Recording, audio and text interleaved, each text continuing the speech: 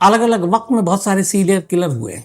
बहुत सारे serial killer की कहानी मैंने आपको इसी कहानी में सुनाई है। सीरियल किलर का अगर आप पैटर्न देखें, सीरियल किलर का एक तो डेफिनेशन यही है कि जो एक से ज्यादा कत्ल करे और लगातार कत्ल करता रहे। कई ऐसे सीरियल किलर हुए जो अलग अलग वजहों से अलग अलग लोगों का कत्ल करते हैं। इसी देश में या दुनिया की बात करूं तो सीरियल किलर बहुत सारे ऐसे हुए जो बच्चों को मारते थे। बहुत सारे सीरियल किलर ऐसे पकड़े गए जो सिर्फ बच्चियों को अपना निशाना बनाते। बहुत सारे सीरियल किलर ऐसे हुए जो फुटपाथ पे सोते हुए लोगों को मारते हैं। बहुत सारे सीरियल किलर सिर्फ मजदूरों को अपना निशाना बनाते थे। बहुत सारे सीरियल किलर ऐसे हुए जो ट्रक ड्राइवर और क्लीनर को जिन्होंने अपना निशाना बनाया। बहुत सारे सीरियल किलर ऐसे हुए जो उनके दिमाग में था कि ये पढ़े लिखे लोग हैं, मुझे ताना मारते हैं, तो ऐसे तमाम दिमाग वाले लोगों को मारे।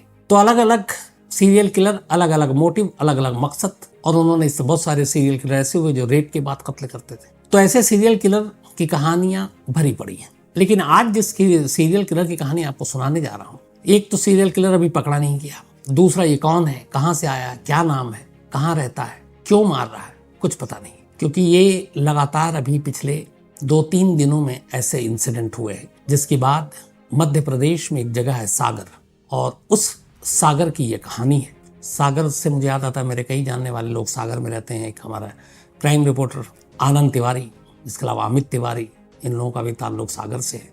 तो सागर की ये कहानी है, और एक अजीब कहानी है। एक ऐसा सीरियल किलर जो मैंने शुरू में आपको बताया कि अलग अलग वजहों से बहुत सारे सीरियल किलर अलग अलग लोगों को निशाना बनाते हैं। ये सीरियल किलर वो सीरियल किलर है जिसे नींद से शायद नफरत है, या फिर ये सीरियल किलर वो सनकी के लिए सीरियल किलर है जिससे शायद ये दिमाग में है कि अगर किसी की ड्यूटी है तो वो अपना फर्ज ईमानदारी से निभाए और ड्यूटी के वक्त सोए नहीं।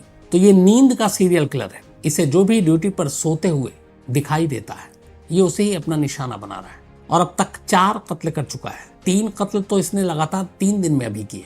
एक कत्ल इसने करीब 2 महीने पहले किए थे। लेकिन पहले कत्ल के बाद पुलिस को इतना अंदाजा नहीं था, और अक्सर यही होता है, बाद में जब कड़ियां जुड़ती हैं तो पुलिस के भी थोड़े होश उड़ते हैं, फिर पुलिस एक्टिव भी होती है। कहानी की शुरुआत होती है मई में, इसी साल 1 मई की रात करीब 12 से 3 बजे का वक्त होगा।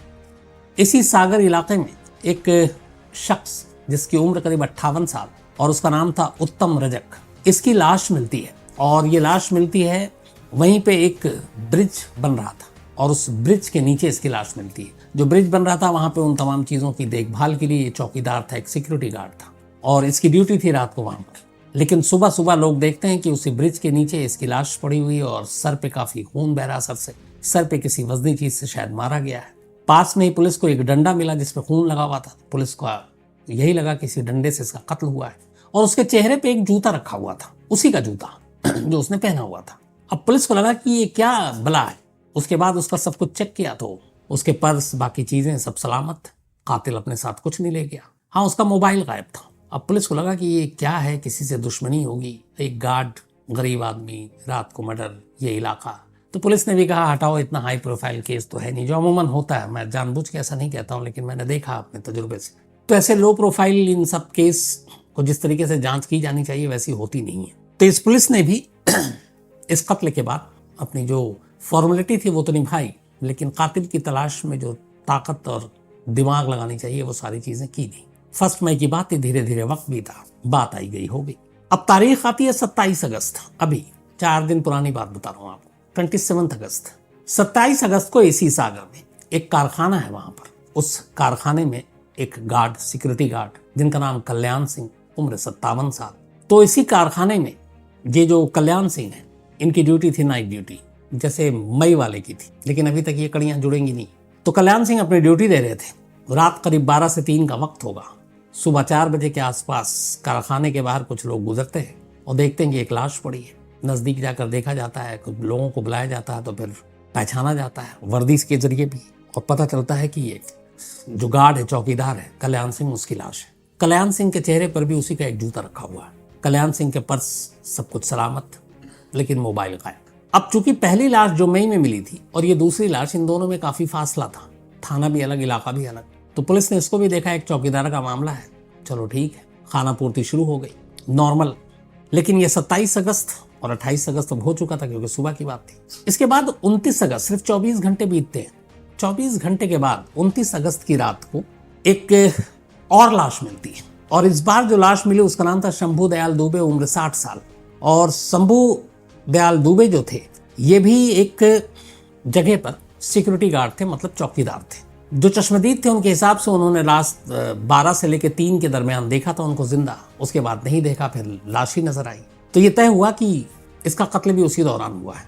लेकिन जो 27 अगस्त को कत्ल हुआ और ये जो 29 अगस्त को हुआ, इन दोनों का फासला कम था और इत्तेफाक से इस कत्ल में इस लाश पे भी चेहरे पे एक जूता रखा हुआ है, पर सलामत है, मोबाइल गायब है।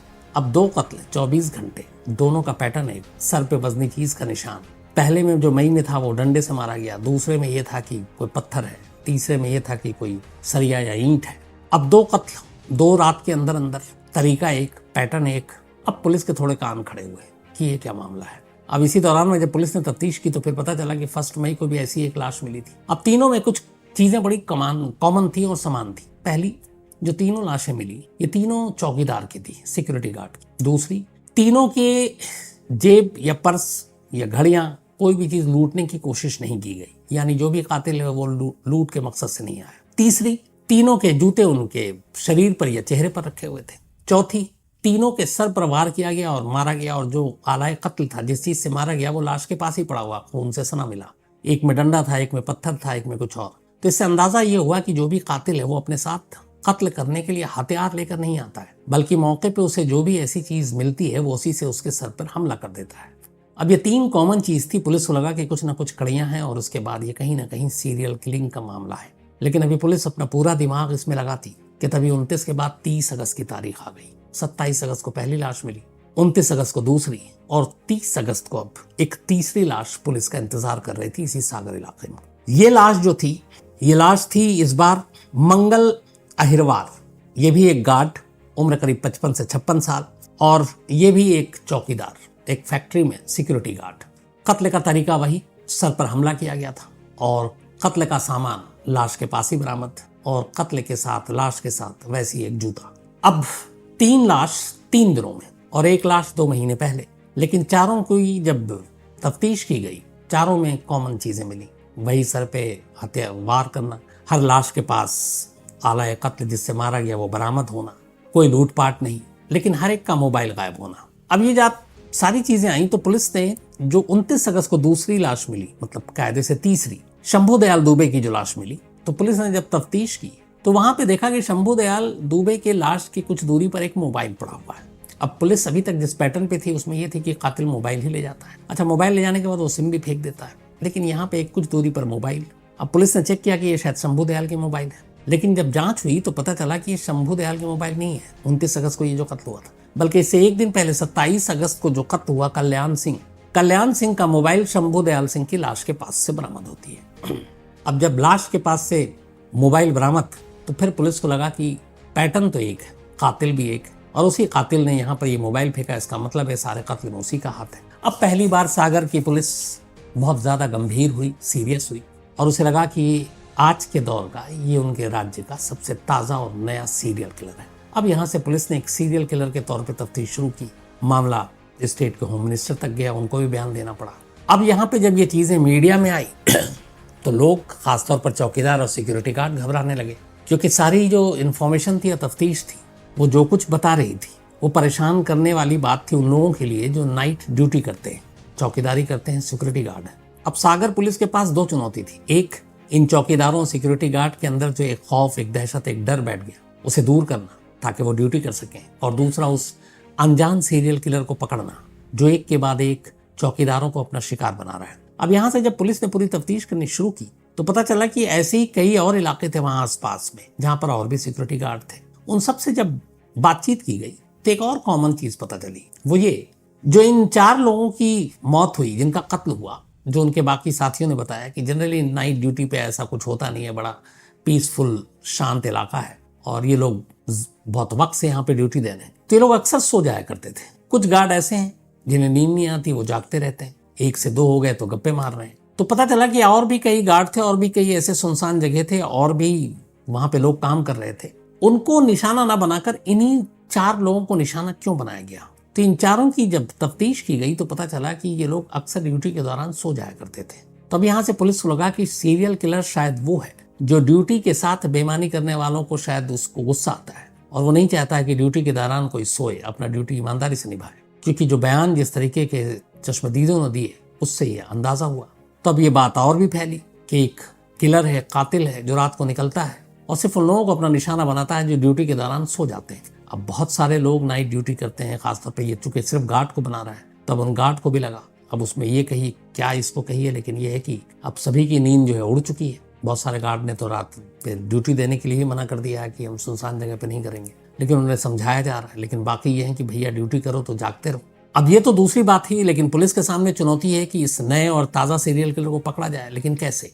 पुलिस ने तफ्तीश की। इत्तेफाक से एक जगह पर एक सीसीटीवी कैमरे में जहाँ पे कत्ल हुआ, दूसरा ये एक जगह है जहाँ पे ये कत्ल किया गया था, एक मकान बन रहा था और ये आर्ट एंड कॉमर्स कॉलेज उसके चौकीदार जिनके सर पे हथौड़ा मारा गया था कैंट इलाके में, तो वहां पर एक मकान बन रहा था और वहीं पे एक सीसीटीवी कैमरा मिला। उस सीसीटीवी कैमरे में दिखाई दिया कि उसी वक्त जब ये कत्ल हुआ एक शख्स बड़ी तेजी से भाग रहा है। इसके बाद कैमरे को ठीक से देखा गया, उसकी तस्वीर है, तो देखा कि उस शख्स ने एक वाइट शर्ट, सफेद शर्ट पहन रखी है और हाफ पैंट पहन रखा है और वो भाग रहा है। पुलिस ने किसी तरह से उस तस्वीर को थोड़ी सी धुलवाई, सफाई कराई, लेकिन क्लियर पिक्चर थी नहीं, रात का अंधेरा दूर से। लेकिन उस तस्वीर और कुछ चश्मदीदों के बयान के आधार पर एक स्केच बनाया और उस स्केच को भी जारी किया है।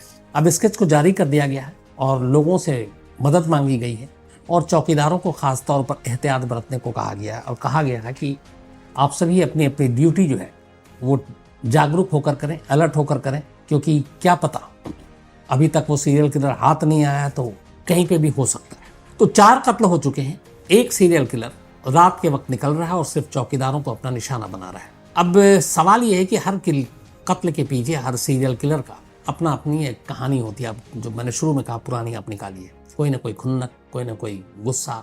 यहाँ पे क्यों, जो पैटर्न है उसके हिसाब से कई चीजें क्लियर हो गई। एक, ये चालाक बहुत है। चालाकी की इसकी एक तो निशानी ये है कि ये कभी अपने साथ हथियार लेकर नहीं चलता। अब रात को ये अगर अकेला सड़क पर जा रहा है और मान लीजिए कहीं पे बैरिकेडिंग है, पुलिस ने रोक लिया, गश्त पे है पुलिस, तो वो खाली है, उसके पास कुछ नहीं है, तो पुलिस क्या शक करेगी। दूसरा, जब भी वो कत्ल करता है तो वो हथियार न लेकर इसलिए चलता है कि जहां पर वो कत्ल करता है वहीं से उस हथियार के सामान को उठाता है। और अगर आप खुले में आप रहेंगे, सड़क पे, सड़क किनारे, फुटपाथ पे ईंट, पत्थर, डंडे, सरिया कुछ ना कुछ पड़े रहते हैं, तो उसने हर कत्ल मौके से ही वो पत्थर, सरिया, डंडा उठाया और सर पे मारा। और चूंकि सामने वालों को इसलिए आसानी से मार पाया क्योंकि वो सभी जिस वक्त उसने कत्ल किया, एक पुलिस की थ्योरी और भी है कि वो ड्यूटी पे सो रहे थे, कि किसी के भी विरोध करने की निशानी नहीं आई है, कि किसी के सर के अलावा हाथ, पैर और कहीं चोट हो, क्योंकि उसका पहला वार ही घातक होता। और ये तभी हो सकता है जब सामने वाला बेसुध हो, सो रहा हो।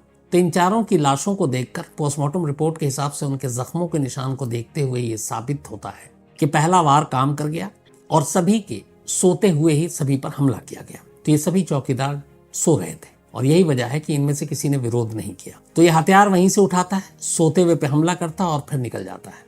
इसके बाद ये कहाँ जाता है, हालांकि इसको लेकर एक किसी चश्मदीद ने बताया तो सागर के पास एक जंगल का इलाका है, वहां पूरी सर्च टीम गई, ढूंढा, पर हाथ खाली है।